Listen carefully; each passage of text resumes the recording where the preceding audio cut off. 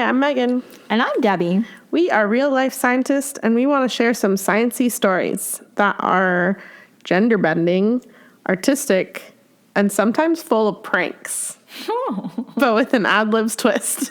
You are listening to Lab Libs. We've got a Mini Cooper on Mars. We got 2 Mini Coopers on Mars. If you're a grown man and you name a dinosaur after another grown man, it's gay. Tiny submarines that are shooting sperm everywhere. Which would later be referred to as rusticles. Hate that. All right, full of pranks. I like that. Yeah. Okay, so we're here at Lab Libs. Just gonna go over how the show works really quick. We each take turns telling each other an unknown story, usually about science, sometimes about made up aliens. But we leave some important details out, and the other person has to take a guess, which we call a Lab Libs. Then when we tell the story, we fill in the blanks as we go, reveal the correct answers, and see how we did. Then the other person gives us what they went down the rabbit hole for the week as our bonus topic. So if you want to play along, you can look in the show notes and write down your own guesses. So pause now and do that. Are you done? Cool. Okay, the first thing we always do is the same, which is an out-of-context quote. Yeah, one of my favorite parts. Yeah, that's Debbie's favorite. Yeah. Okay, mine today is is it Gestapo or Gestapo, I think. Gestapo? Mm-hmm. The Gestapo had been in search for 4 years in vain. Even with all the evidence before them, they couldn't believe their eyes, realizing we were women and thus inferior beings who in Jersey had the reputation of being peaceful and middle class. What in the world just happened? I feel like there was so many things there, like so many uncorrelated things. The Gestapo searching for 4 years, and they couldn't believe their eyes when they realized they were women. They're women. And did you say Jersey? Yeah. Okay. All right. Jersey. Mm-hmm. Yep. Gestapo in Jersey. Got it. All right. Okay. So before we get to all of that, your first Lab Libs right away. Okay.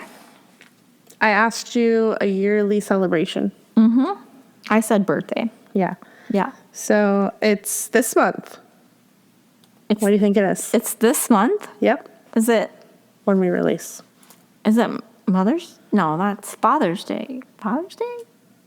No. Juneteenth? Big month. For me. What is it? It's Pride. Oh, okay. No. All right. Okay. A yearly celebration. Okay. I kept thinking day. Oh, like a day? Yeah, I kept thinking day. Okay. Yeah, this month is Pride Month. Okay. Yay, my favorite. All right, great. Yeah. Everyone has to be nice to me, otherwise you're homophobic. Yeah. I think that's how it works. I'm pretty sure. It is. Mm-hmm. So, Pride Month is this month, and as a non-binary, bisexual, lesbian, decipher that. Yeah. Straight people. I like it. It's very important for me to talk about queer history. The more I've been doing this show with you, I feel like I have an appreciation for finding perspective and lessons in the past, where I've never really liked history before. Right. And I've come to respect how relevant it is. So we're going to stray a bit from science-y history this week. And we're going to wander into art history with a little bit of politics sprinkled in, as good art always does. Okay. It's okay. It's not boring. I know. It's just funny because one of the questions that you put in the Lab Libs was like art-related question. Mm-hmm. And I looked at my husband and I was like, who does she think I am? Your husband. Whoa. My husband. Oh. Yeah. I know. I knew that would maybe trip you up. Yeah, it did. Quite a bit. I was like, oh, Lord, what is she going to do to me? Yeah, it's okay. You'll be all right. So there's this pervasive myth inside the LGBTQ community and outside that gay people, queer people are new and modern, and that queerness, genders outside of the binary, same-sex love didn't exist throughout all of human history. Right. And there's a level of erasure in most education and much of popular media and literature that suggests we just didn't exist in the past, and in the ancient past, especially. Yeah. It's simply not true. Right. Yeah. The more we investigate, the more we find a rich history of queerness and cultures worldwide, and it goes back as far as we can study. But many people never learn about the important LGBTQ historical figures and the overwhelming evidence that human societies have always had queer people. So I found a study, and part of it is your next Lab Libs. Okay. I asked you number 1 through 5.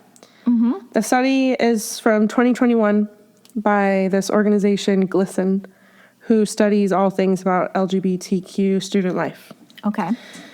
They found in 2021 that blank in 5 queer students were taught positive representations of LGBTQ people, history, or events in their school. Oof. I said 1, Yeah. and that sounds right. Yeah. Yeah. Yeah. Only 1 in 5, 20% of queer identified students say they learned anything positive or about any people or any queer events at all. Yeah. I hate that I got that one right. Yeah. Yeah. Yeah. And only 50% of queer students have information on those topics, even in their library at all. Jeez. Okay. Yeah.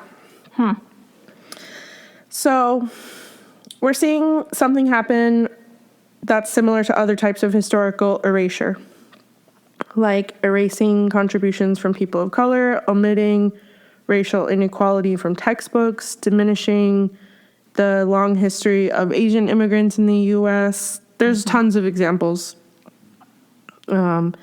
like erasing current indigenous nations and their history. Yep. It's overall damaging for youth that have these identities to learn a version of history that doesn't have anybody like them.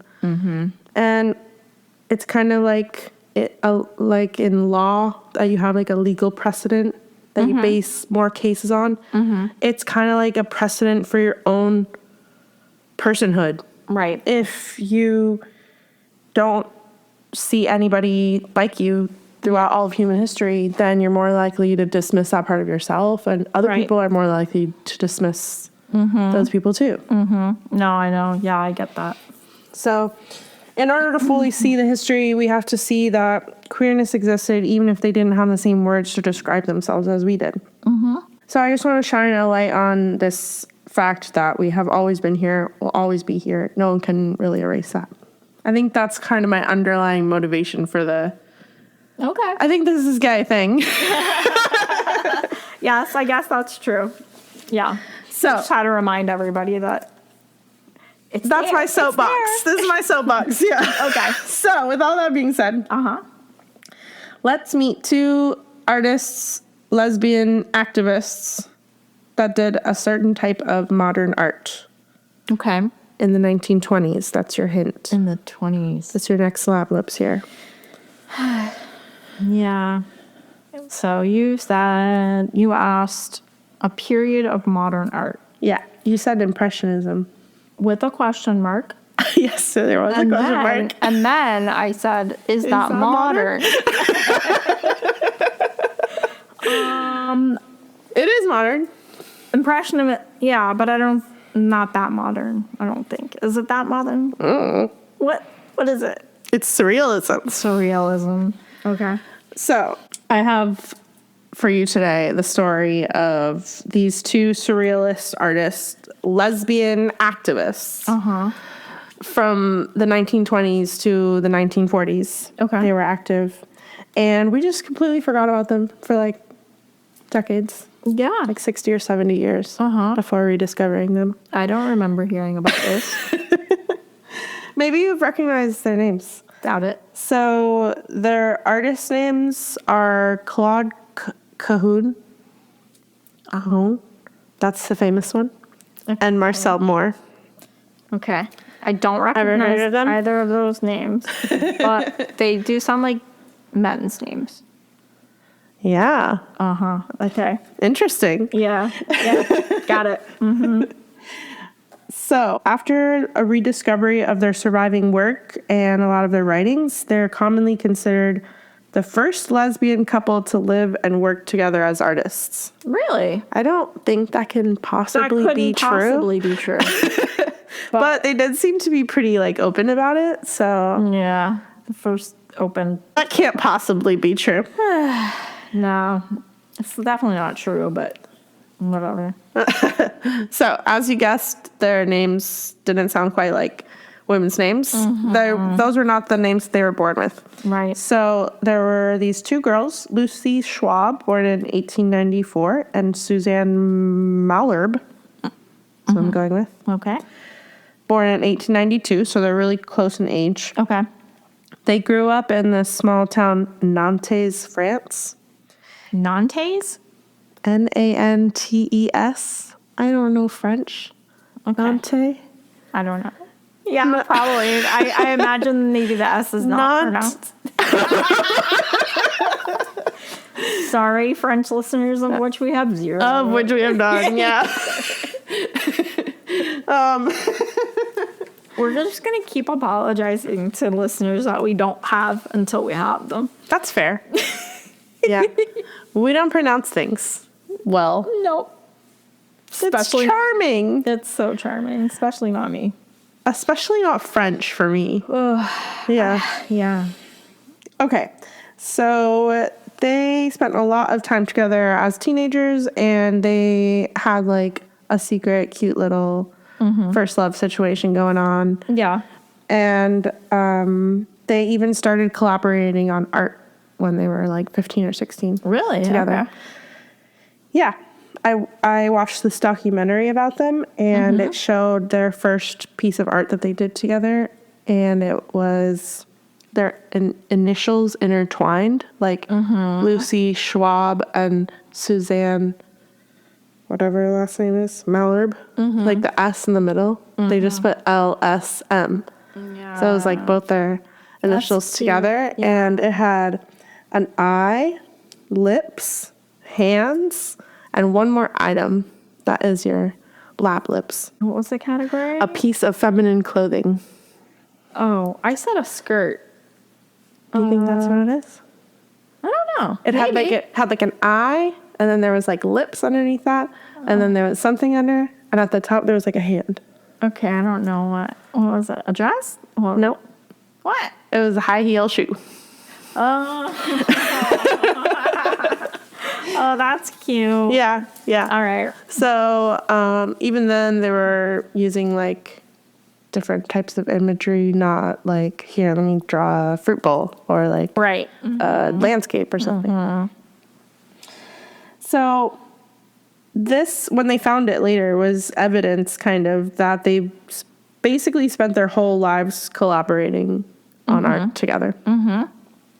Suzanne was highly educated. She learned multiple languages, including German. She excelled in drawing and writing, personable, friendly, caring. Meanwhile, Lucy was overly bored in school. She struggled with chronic illnesses, and she was going through a lot of traumatic stuff with her parents. So she was using books and photography and this desperate dream to be a writer as a refuge from all of that.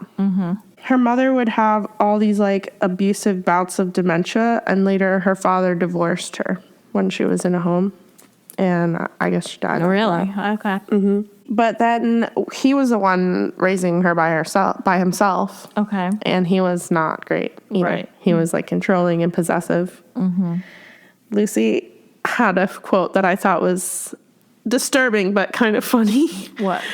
It said about her parents later in life, with irresponsibly fertile freak parents, better a child be stillborn. Fucked. God. But irresponsibly fertile freak parents, great. She is a writer. A-class insult. She is a writer, though, Yeah. for sure. Yeah. Yeah, I couldn't write something like that. That's for sure. So from the beginning, Suzanne often cared for Lucy physically and emotionally, and they ended up spending a lot of time together without questions because of that as teens. Okay. She was just taking care of her Right. friend. Yeah, you I know, gotcha. she's sick. Caretaker. Yeah. Now, they managed to live together their whole lives without arising any social questions or any like shunning or anything like that. Really? For a really quite convenient reason, which is that Okay. their parents, Lucy's divorced dad Yeah. and Suzanne's widowed mother, got married. Oh. So they were stepsisters. Oh. So nobody questioned that they were like gonna live together. They said, we'll get an apartment upstairs from yours, connected, like, but with its own door that locks and a maid and a chef. And their parents were like, okay. Oh boy, oh boy. Had it made, right? Okay. They were already in love when that happened. Right. It was not like they were sisters already. Right. Yeah. No, if anything, I was thinking like the parents kind of, it's like, come on, man. Enabled that, right? Yeah. Yeah. No one batted an eye when they asked for their own apartment. Wow. Okay. Like later when they were adults. Right. They moved out of their small town in the 1920s. And they moved to your next fill in the blank. Okay. Lab Libs, a famous city in Europe. So they're from the small town in France. Yes. Where do you think they moved to? I said Paris. You did say Paris. I think it's Paris. It's a pretty good guess. What is it? It's Paris. Okay. I was like, if you like blow it like something completely out of like, they moved to Munich. No. Okay, so Yeah, they did. Wait, with their family or just them two? Just them two. Okay. Yeah. They moved to Paris in the 1920s, and they decided to go by their new chosen gender-neutral names. Lucy took Claude Cahun. Okay. I think that's how they said it in the Okay. documentary. How's it Claude spelled? Cahun. How's it spelled? Cahun. Okay. That sounds as good as I would. Cahun. Yeah. That's what I would say. Who knows? And Suzanne took Marcel Moore. Okay. They started working for a fashion column for this local newspaper. La Phare de la Loire was the newspaper. And it was kind of cool. They showed some pictures of it. Lucy would write some fashion blog, basically. Right. And Suzanne would illustrate whatever she was talking about. Oh, cool. What in there, I don't know, like it looked like a model wearing whatever clothes she was describing. You know what I'm Okay, talking about? cool. Yeah. It's basically And- a picture. Yeah. She's drawing a picture of like a correlating picture Yeah, with exactly. the article. Yeah. And I saw some of them. They were all like these androgynous, bold, like sensual kind of looks. And it was funny, like they seemed weirdly similar to the non-binary fashion that I see around now. Today? Yeah, like big coats and like bold colors, but Yeah. chunky, and like different patterns connected or like weird accessories. Yeah. You know, it was cool to see. That's cool. And they started doing just all kinds of shit of art in Paris. They would write a lot about their like radical opinions on womanhood. And they found themselves in this wild scene, I guess, in 1920s Paris, like after the war. Everybody just became like wild and free. And Yeah. they had tons of lesbians apparently there. Okay. And they would have these crazy like social parties that would just like turn into sex parties of all lesbians Yeah. there. I wonder what the like gender ratio was in like 20s France. Do you think there were like more women? Yeah. Interesting. Because I know that a lot of Frenchmen died. That's an interesting correlation Yeah. that I did not think so about. I'm wondering. Yeah. It's just something I was like, wait, did they all like go to war and die. Like, Man, that's dark. yeah. Yeah, I don't know. Maybe. I guess it would make sense that the women got to find something to do. Yeah, exactly. Found out they got along. It was just fine without the men there. Yeah, it was still illegal and everything. Like cross-dressing was illegal. Being gay basically was illegal, but they were pretty much open about, like, it was pretty much out in the open, but just kind of socially accepted, I guess. I don't know. In a way. They ended up in all these circles that were going around at the same time of surrealism in the art side and communism on the political side. They were kind of intertwined, I guess. Right. And they even were friends with Salvador Dali and other surrealist artists. Cool. It was like early in that time period of art, I guess. Okay. I have heard of that one. Of surrealism? Of Salvador Dali? Yeah, I hope so, because we've got the Dali Museum here. And I have been to it. Yeah, it's a cool museum. Yeah, it is. Salvador Dali is kind of fucked up guy. Oh, love it. But I don't know details about it. But yeah, I know that he's a little bit fucked up, like misogynistic, racist. Yeah. But I'm not really surprised. it's a cool museum. Not either. I just kind of like anticipate those things in every story that either of us do. It's like, Right. oh yeah, Great museum, though. racism. Like, Yeah, do really enjoy that museum. Well, anyways, they also love everything about art and every type of visual performance, every kind of academic teaching or like type of cultural event. They go to poetry readings, ballet, jazz, jam sessions, and they use all of this to have stage these like complex performances in their apartment, just the two of them. really? And Suzanne, aka Marcel Moore, photographs Claude doing all of these crazy things. Okay. They even join an anti-fascist artist organization. Wow. So they're like really entrenched in all this stuff. Yeah. They put out a book together where Claude does the poetry and Marcel illustrates it with all these trippy sketches of nude women or like people you can't tell what gender they are and all these weird geometric patterns and I don't know. There's a lot. And all their art is basically this whole reflection of how intertwined their lives and love was. And their care for each other, and they are just merging all their ideas together in this wild artistic process. Yeah. The art looked totally weird. It was like all trippy and all over the place. I took a list of things, so I'll get to it in a minute. Okay. I'm just gonna go rapid fire, just of all the weirdest things I saw of their art. God. But they especially start doing all of these avant-garde photographs of each other, but mostly Marcel is photographing Claude Cahun, and they're merging like costumes with their weird, bold, androgynous looks and putting different pieces of gendered clothing together or like attempting to appear as no gender. They're basically doing drag photographs, you know?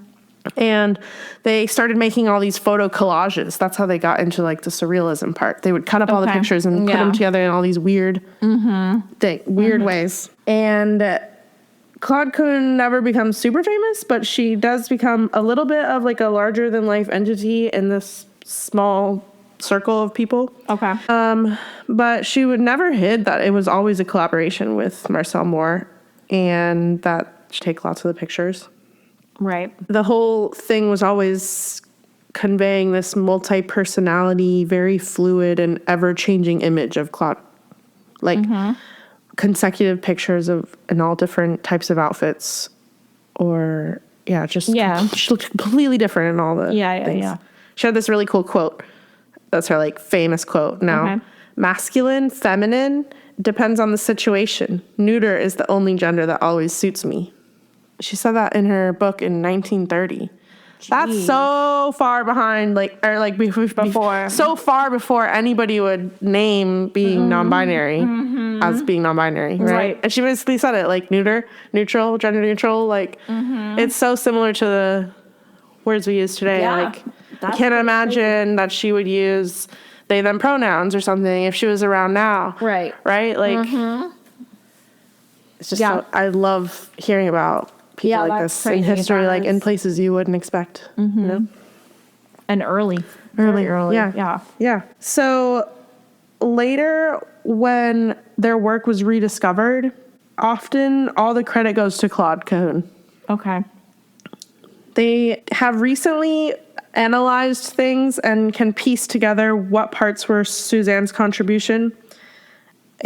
Marcel Moore, Suzanne, or whatever. She kind of went back and forth between what name she used. Lucy changed to Claude Cahun and basically kept that the rest of her life. Okay. But yeah, for one example, like of how things started to get erased, there's this famous picture of Claude and Suzanne can be seen in the background in a photograph on the dresser, like as a nod to her contribution to it. But whenever they show that picture, they often just like cut that side of the cut that picture off. completely off and call it a self-portrait. That's how her work was presented for a while in the beginning. Everything was self-portraits, and it was so amazing, her artistic vision to do all these self-portraits. Yeah. And didn't talk about her long-time live-in lover, girlfriend, artist, like who's doing it along with her, you know?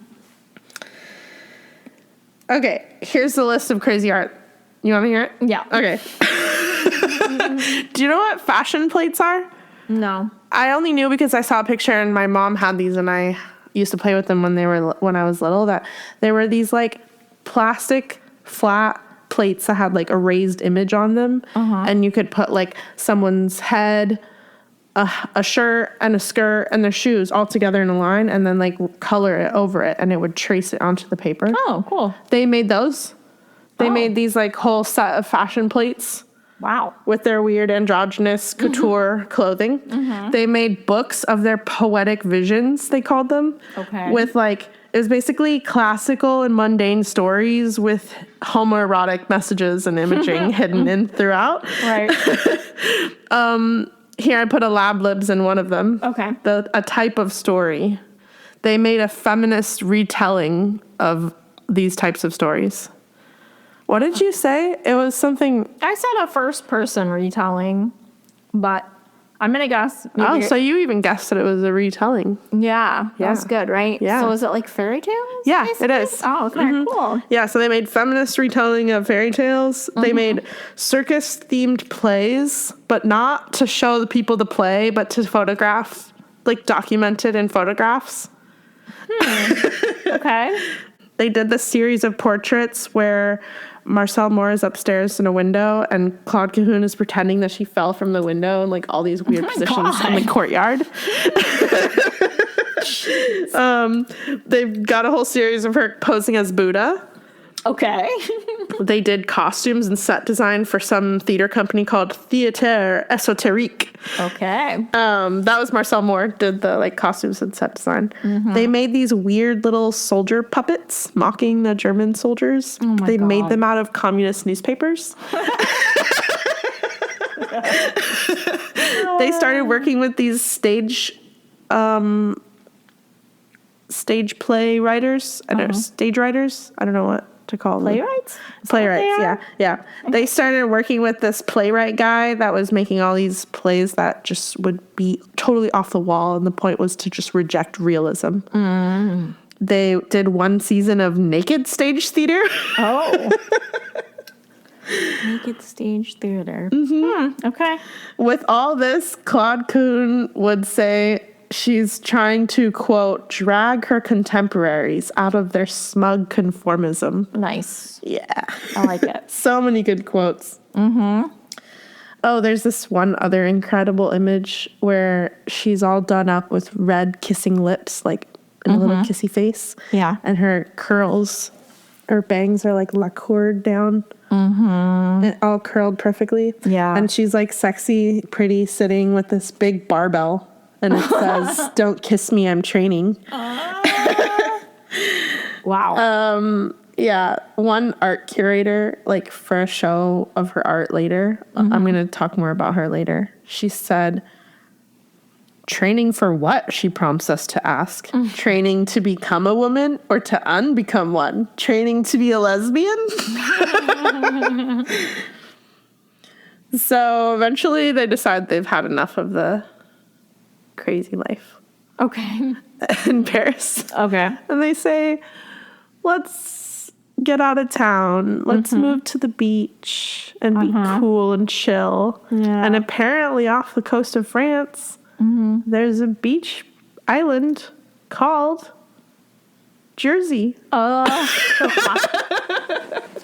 This whole time I kept going, when are they going to get to Jersey? I knew it.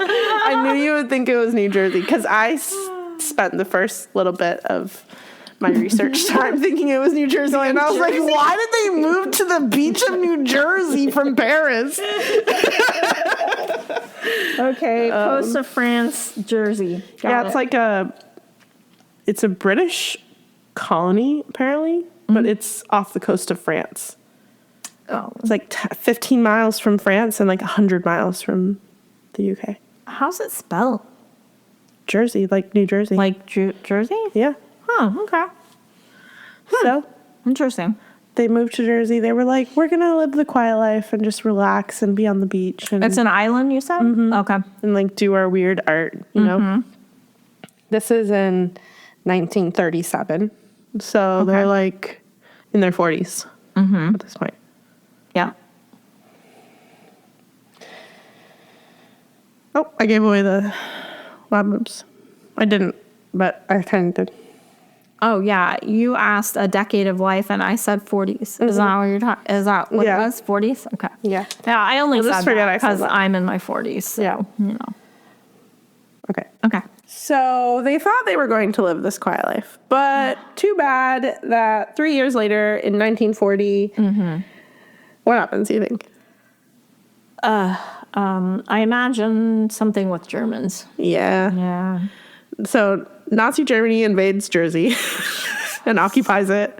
Their quiet little beach town. Yeah.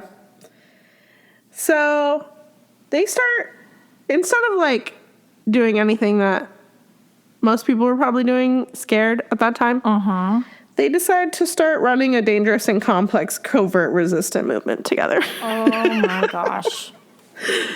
And, okay, don't do any math, but at this point in time, how old do you think they are? It's your next Lab Libs. What decade are they in at this point?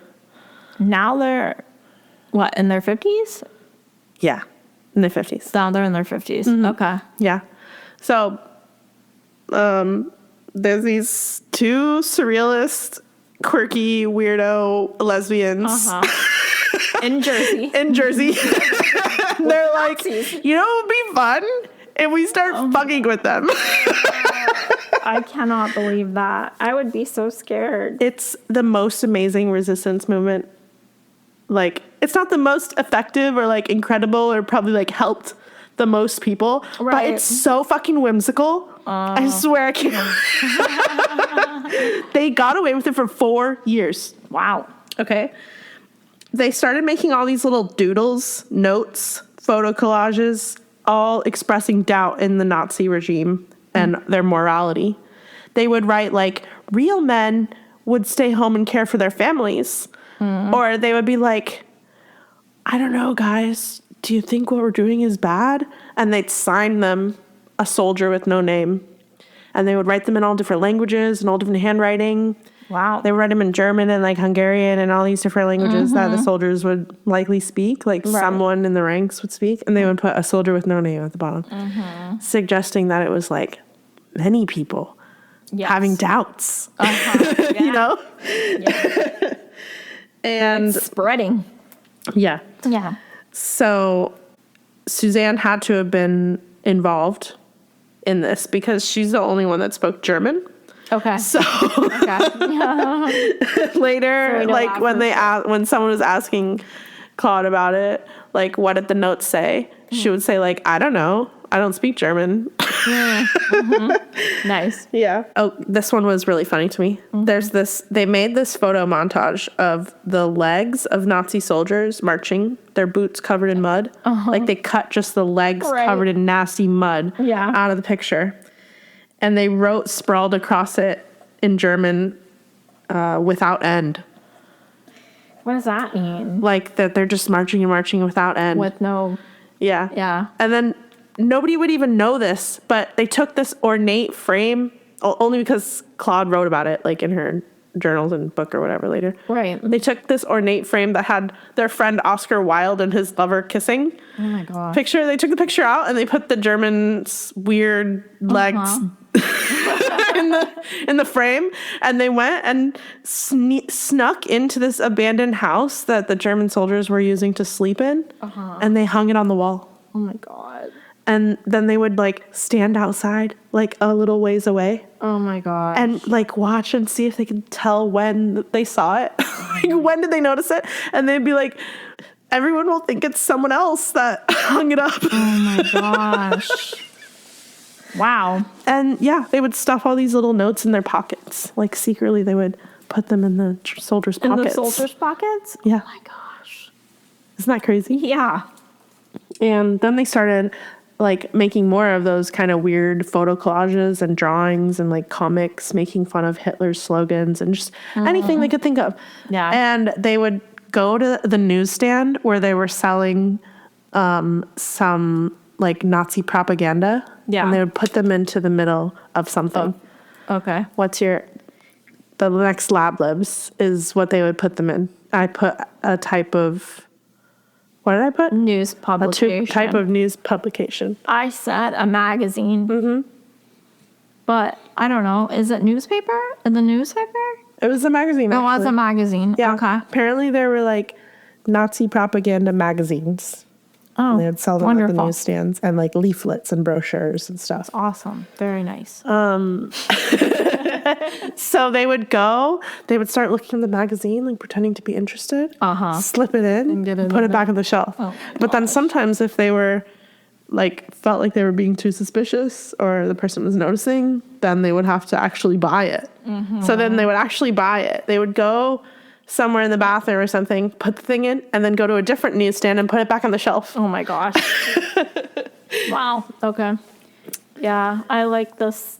Isn't it so whimsical? It's just like these little touches of resistance, like just little ways to spread something. You know what I mean? Yeah, exactly. And they got away with it for a long time. Yeah. So it's actually likely that more people saw their art during this time period than all of their art that they did in Paris. Oh my gosh. Because they were doing it so much to all these different soldiers. And for example, their book that they wrote, they only made 500 copies.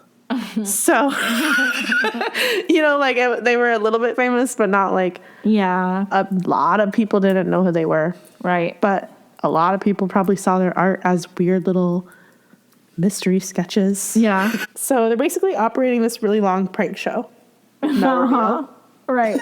Yeah. Like I'm imagining them crouched behind being like, you're being pranked. Yeah. Or what was that show? You're being punked. Yeah. I like the notes in the pockets. That's a pretty good one. Yeah, That's a it's nice good, one. right? I like Imagine we did that. Just questioning their morality.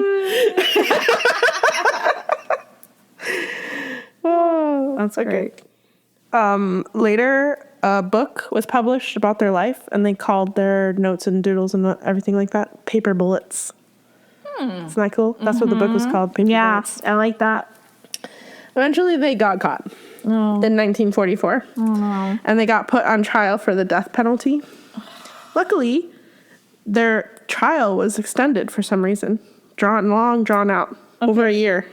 But wait, were they put on trial like by the Nazis? Yeah. Okay. The trial was extended and delayed so long that the Nazis were defeated before their death Yeah, I was penalty going to went say, but the war ends. through.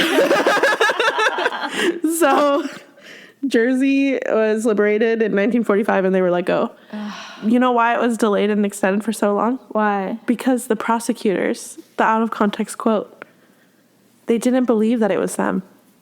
They had all the evidence that it was them. They had captured them. They were sitting right there in front of them. And they had all this evidence, which is why they captured them in the first place. Yeah.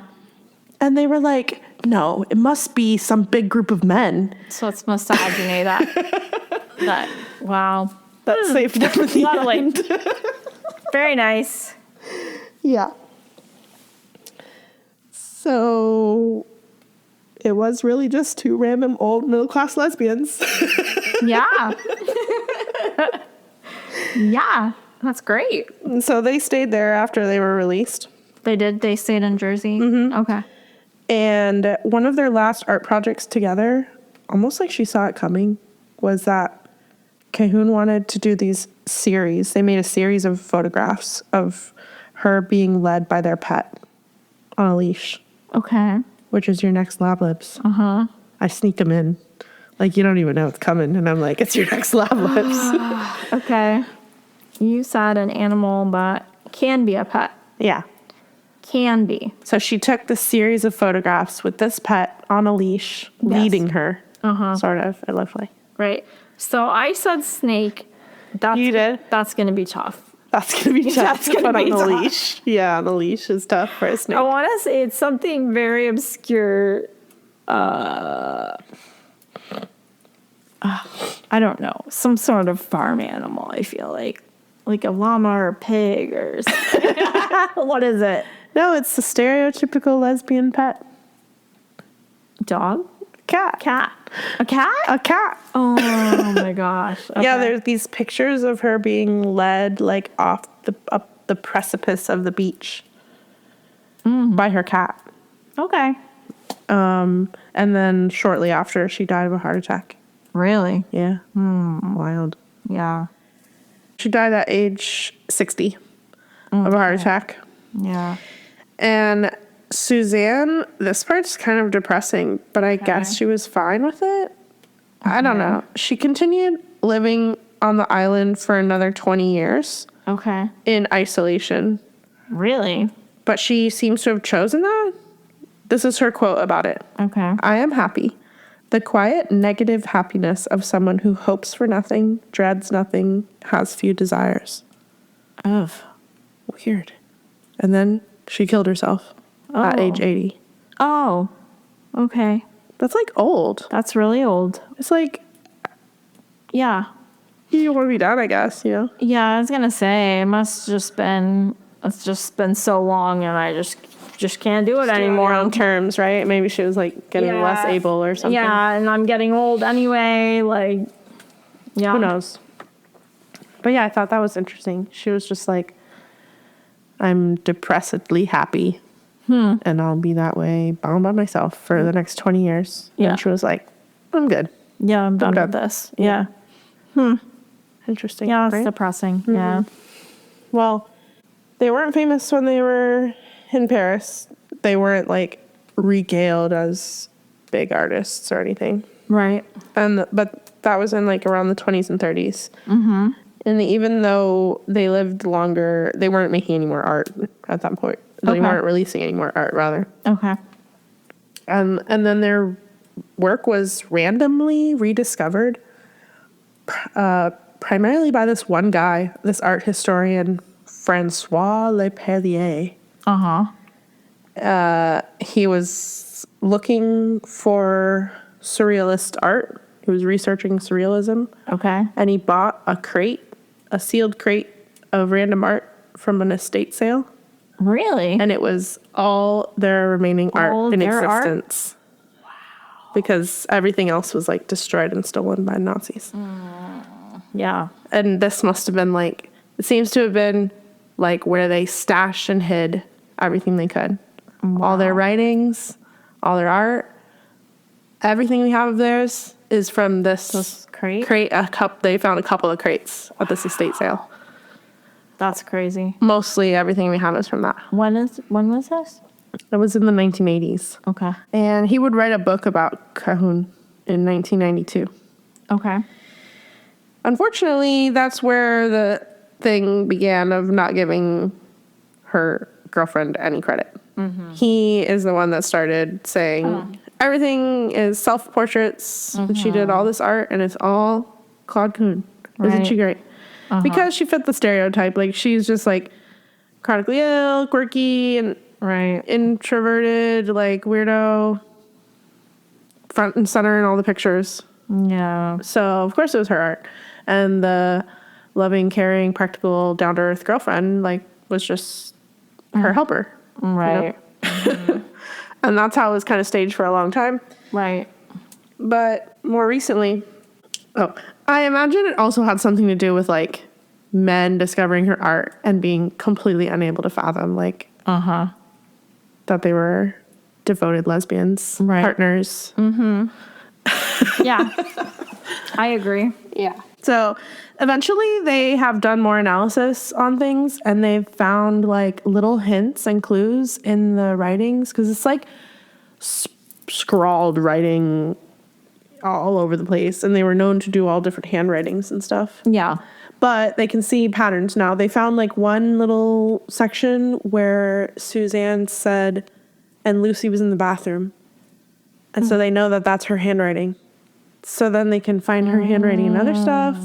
And they found her like signature, like hidden in a lot of the photo collages. So and in all of Claude Cahun's writing, she talks about like how much they love each other, how they do all their art together, how she photographs her. So over time, it's been more and more clear, and the credit has been retroactively given to her too. Because even in the museums and in books and everywhere, it was like by Claude Cahun. Right. So now it says like by Claude Cahun and Marcel Moore, or sometimes Suzanne, depending on like the time period. Okay. So yeah, pretty cool. That's good. Their art and legacy has left an influence on modern art, even though it wasn't very well known in their own time. And for your second to last, Lab Libs, a famous rock star of the 80s said that they were inspired from their life and their strange body of work. Who do you think it might be? I said Madonna. Madonna. I mean, I could see that, but who was it? David Bowie. Okay. Another like Yeah. gender bending, Yeah, I gotcha. crazy artist. Yeah. Yeah. He would say that he liked their art a lot. He curated a show of Claude Cahun's work in 2007, saying, quote, "You could call her transgressive, or you could call her a cross-dressing man ray with surrealist tendencies. I find this work really quite mad in the nicest way." Nice. I don't know what man ray means, I don't either. but I liked how he said, "I find this work really quite mad." Yeah. I know. In a good way, though. Yeah. Yeah. They were certainly quietly influential as one of the earliest surrealists in Paris. And they were super involved in that community, and I am just completely in love with their love story and their weird doodle activism. Yeah. That's great. And dual art. Like, that's a lot to share. Yeah. You know what I'm saying? Yeah, and their whole lives together. Yeah. They were doing it. And their whole lives. Yeah. So there's been some art exhibits now of their work. There's this pretty cool documentary I watched. It's like a series of stories about couples who are artists called Artists and Love. So this was Artists in Love, Claude Cahun and Marcel Moore. Okay. And it's from 2020. The documentary, in the little blurb about it, I loved this. It said, "We set to question, is love compatible with creation? Can artists reveal themselves through romantic passion? Does love bring a renewed energy to art?" And I think they did all of that. Yeah. You know, like it was definitely compatible with their creation. Yeah. I'm certain they revealed more themselves through their passion for each other too. Yeah. Yeah, thought it was cool. And they've had these two biggest art exhibits, one in 2005 in Berkeley, California at the Judah L. Magnus Museum. Okay. And that's where the person I talked about earlier, the art curator that I quoted earlier, Yeah. Tirza True Latimer, she was the curator for this Okay. whole exhibit. She wrote this extensive article about analyzing all the art. I used it Really? a lot. It was cool to see, like, there were little pictures and stuff about.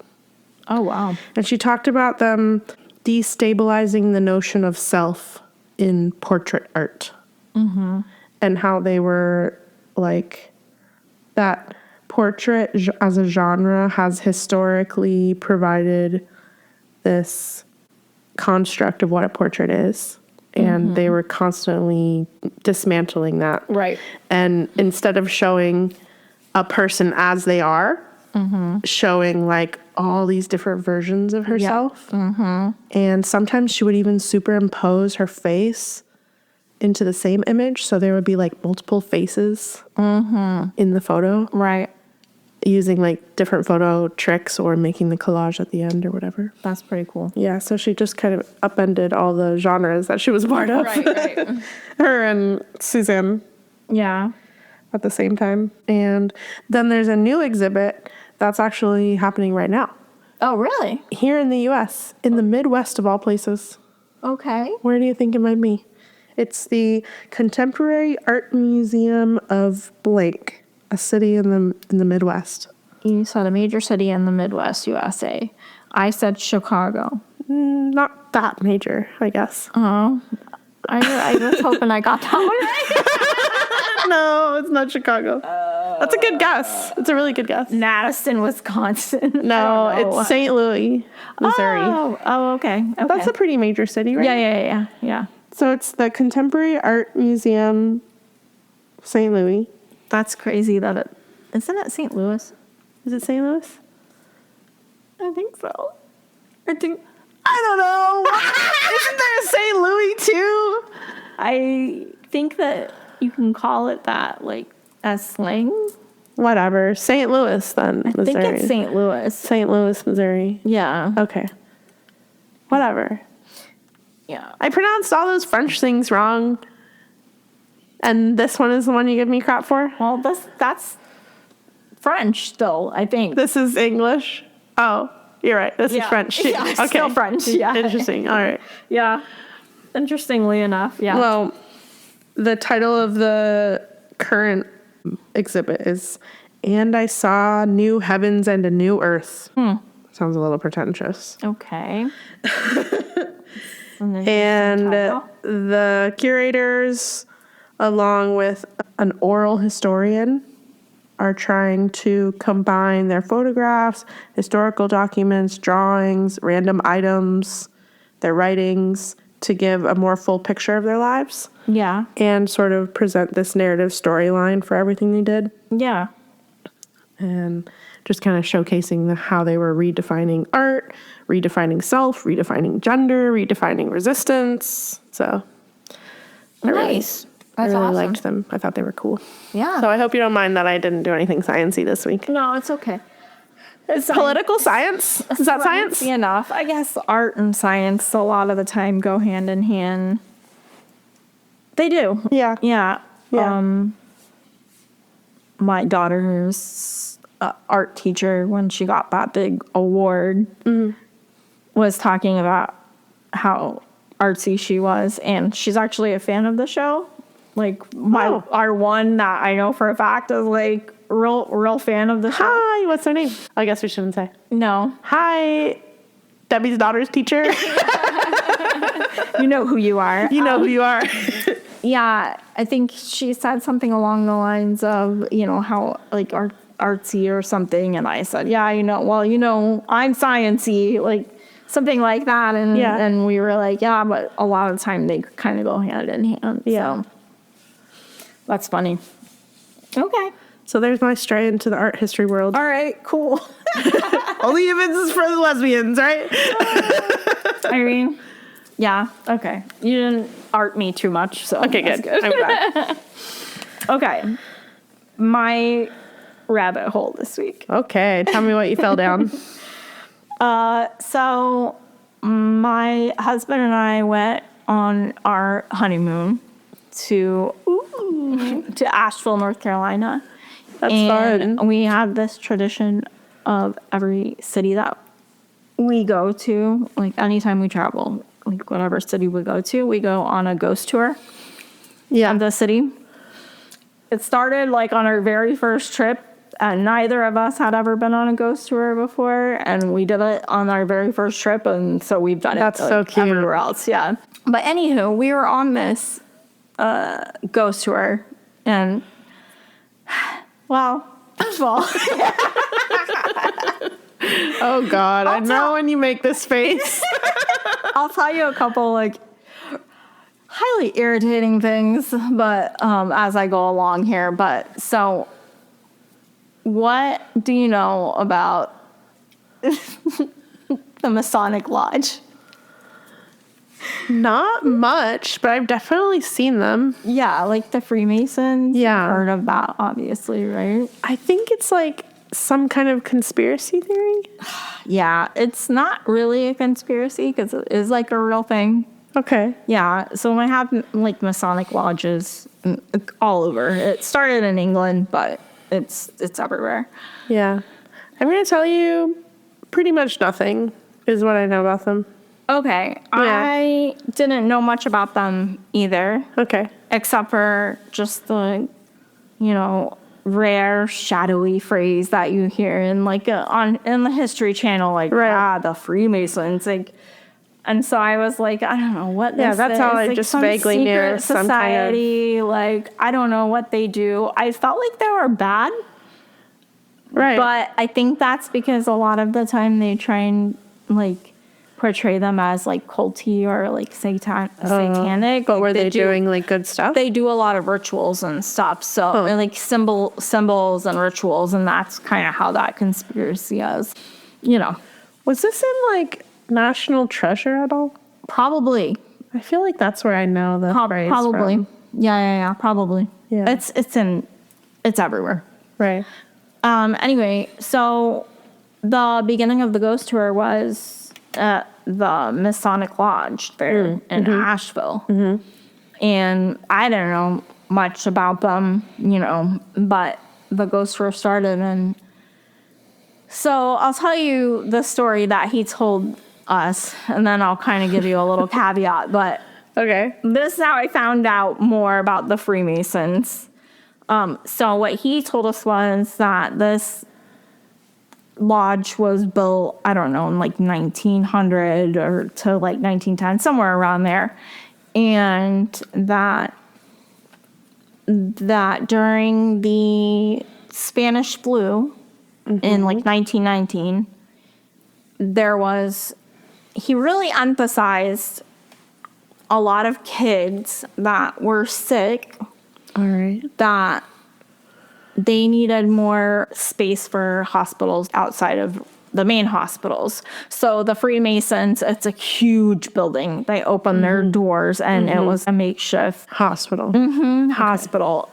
Like I said, he emphasized the kids a lot, but first of all, I was like, oh, that's kind of cool. Like, I didn't know they did any, like, charitable work, so I was not aware of that. Right. And I'm because you were saying you thought they were, like, bad in some way, just right? like some secretive, shadowy, who knows, villainous, like, what they're doing. Yeah, kind of thing. And I'm not saying that, like, they're perfect or anything, because I by no means know their whole history. Of course, there's obviously going to be racism and sexism in there, like who they let in and everything. So right. There's, that normal stuff that always happens. But so he was like, yeah, they open their doors, and, since then they do all this stuff. Like, they do scholarships for kids, and I'll give you a list of a few things that they do later. Okay. But I thought it was weird because when I did look it up, like I put in that one, the Masonic Lodge, because I kind of want to know about. Oh, okay, I wanted to verify that he was telling the truth is what I really wanted to do. So that makes sense. That sounds so I was like, you. well, let me check. Did they really do this? So I wanted to verify that, like, what he was saying was true. Yeah, like, that sounds like you. Yeah, yeah. So I went and I looked it up, and it was true. Sort of. Yeah, sort of. Seems like that's what they do on ghost tours, Right. But what the part I thought was weird was that on this particular ghost tour, like I said, he had emphasized the children aspect a lot, which there was, but the majority of the articles and information that I could find say that it was primarily a hospital for African American patients that were not allowed in the main hospital due to segregation. Now it's making sense. Yeah. So I asked my husband after I looked it up. I was like, who did he say that hospital was for? You remember the hospital? He said, yeah. And I said, who did he say it was for? And he said, children and women, and I think like some minorities. And I was like, okay, so it wasn't just me that he did not really emphasize what I think that the real purpose behind the hospital was more geared towards. Sorry, go ahead. More geared towards African American people, right? Like at the time, people of color. So was this organization, the Masonic Lodge, like run by Black people? No, like I said, they've got some, some prejudice and racism in there, and like who they let in. But no, they truly they do a lot of charitable works. Well, that's good. That they could fill that gap and care. Yeah, and that's not the only time that they've done it. They've done that a ton of times to where like kind of make their buildings for natural disasters and stuff like that. And like I said, they do a lot of like scholarships and stuff like that. And like, you know what the Shriners are, right? Vaguely. Isn't it like... It's like a kids' hospital. Yeah. And have you seen the Shriners? They wear the fez hats. No. Yeah, they're funny looking. They're funny looking. But I did not know this, and I think we have a Shriners near us. Yeah, I think so. Yeah. I did not know this, but they're like, the Shriners are like an offshoot of the Freemasons. They're part of the Freemasons, but they're another separate, like a related entity. Mm-hmm. Yeah. They are Freemasons, but it's like a little more focused. Oh, I see. And I did not know that. I didn't know what the Shriners were. Just knew like I just thought it was a name. They just did like kids hospital stuff. I saw them when I was younger. I think like in the Gasparilla parade or something, like so that's why I knew what they looked like. But anyways, I just thought that was interesting that they do all those charitable works that I had never actually heard of. Right. Yeah. Because I have heard about the Freemasons a lot, and especially like even researching this podcast, I come across it. Yeah, I come across that, and I'm like, yeah, Masons, who cares, right? But I was like, wait, what? And to think that they're currently doing those things too? Yes, they're currently I wouldn't have thought that about it. That's the part that I was surprised by. I thought it was like old. I'm going to show you a picture. Organization. You know what I mean? Yes. Yeah, I know what you're saying. No. Okay. That's them. The Shriners? Yep. They look like little Pope hats. But red. Funny hats. I don't know why they wear the funny hats. Doesn't that look like a little Pope hat? Yeah. To you? Yeah. Okay. They're like little popes. It's not a super religious fraternity either. I don't know. I don't know. They seem to have done a lot of good. So good for them. I just wanted to put it out there that I think the Freemasons get a bad rap, but I'm sure there's a ton of stuff that's bad, but they also do a lot of charitable works. Okay. It's still to this day. And you apply to become a member. Now, these days, it seems over the years, they've kind of gotten more and more that it's influential people that are allowed to be in the Freemasons. So not anyone can go in and be a Freemason. I mean, I think they say that you could, but I don't know that you really could. Right. Is it only men? Some chapters are still men only. Some are not. Okay. But is this your new life goal? No, I don't. To be a member? No. I don't want to be a Freemason. I just thought that was kind of cool that The Shriners is not their only hospital contributions that they've done. They fund nursing homes, cancer research. They give scholarships, college scholarships, trade school grants, school supplies. Wow. They donate to libraries and history programs. And then, like I said, they do a lot of work with disaster relief and veterans. So they kind of do a lot. Interesting. Yeah. Isn't it weird how much stuff is like named after something that you would never even You have think no of? idea You have where no that came idea. from? Yeah, like I just thought Shriner was like somebody's last name that invented this I hospital. don't think I ever even thought about what that meant. I don't either, was but I just think like, if you would have asked me what is that, I would have said it's some guy's It's a hospital. guy. Some guy. Yeah, some guy who founded it, the hospital. Just one other. I just want to bitch about one. Okay. You know I love shit talking. Yeah, so God, I hate to. Okay, let me just say, if the ghost tour listens, let me just say they did a good job, and I enjoyed it. It was very nice.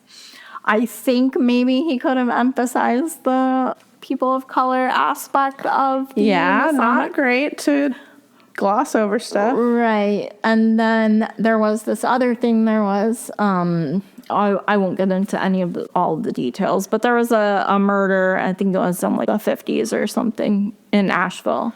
And he told us about it, and he was like, you know, they didn't know who did it. And then, you know, one eyewitness says it was person looked like this. One eyewitness said the person looks like that. He said one was white, one was black, whatever. And then he was like, and then they arrested so-and-so, and 90 days later, he was put to death in a gas chamber.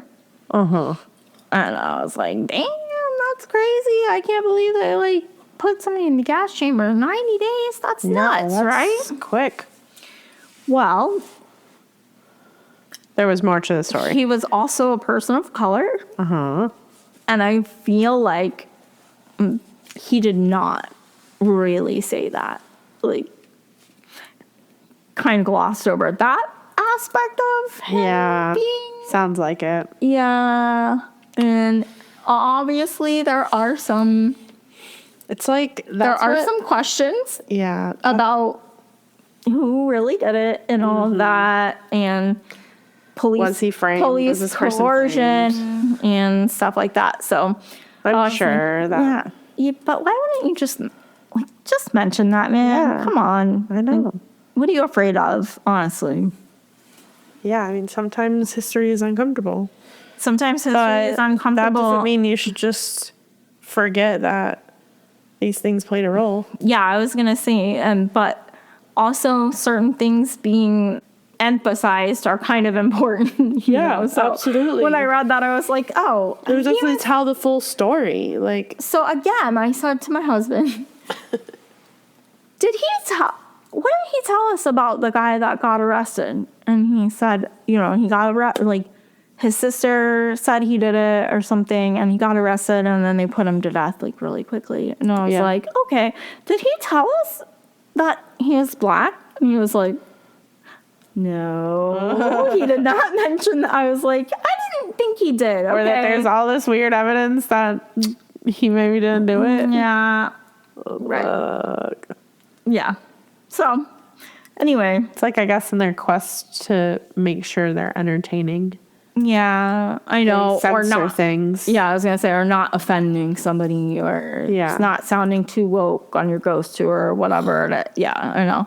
Yeah. But, like I said, I will say, and I don't know the name of the tour, so it doesn't matter, but it was a good tour, and I do recommend going on it. It was interesting, and it was fun. Right. He did a good I love job. those ghost tours. I have a friend that we always go to haunted cities and we go on ghost tours. Yeah, it's nice. It's super cool.